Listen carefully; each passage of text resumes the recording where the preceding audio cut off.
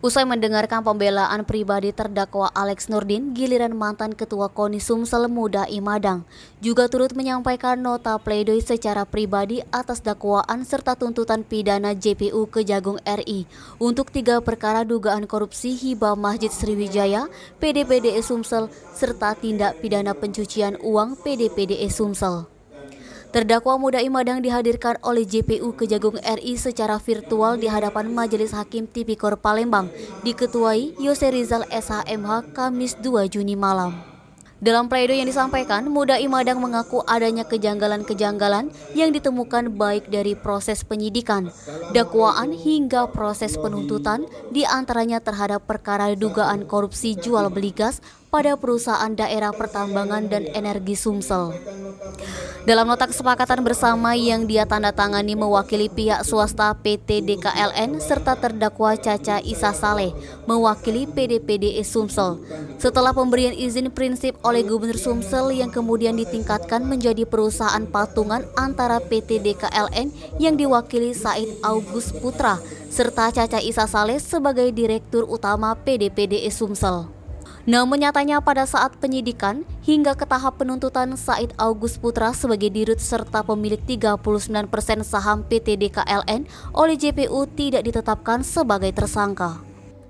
Menurut Mudai, berbeda dengan dirinya serta 3 terdakwa lainnya yakni Alex Nurdin, Caca Isa Saleh, serta Ayaniar Hasan justru duduk menjadi pesakitan dan menjadi terdakwa dalam perkara ini.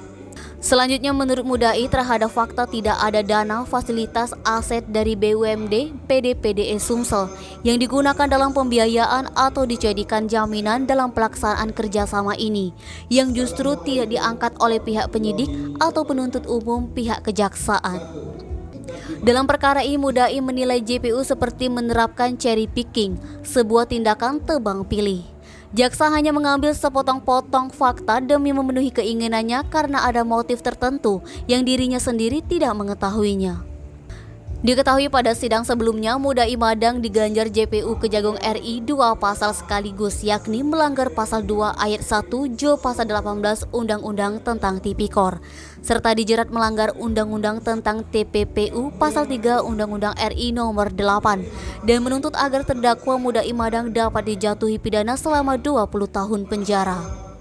Selain itu, JPU Kejagung RI juga menjatuhkan pidana denda kepada terdakwa Mudai Madang dengan pidana denda sebesar 10 miliar rupiah dengan subsidiar 1 tahun kurungan.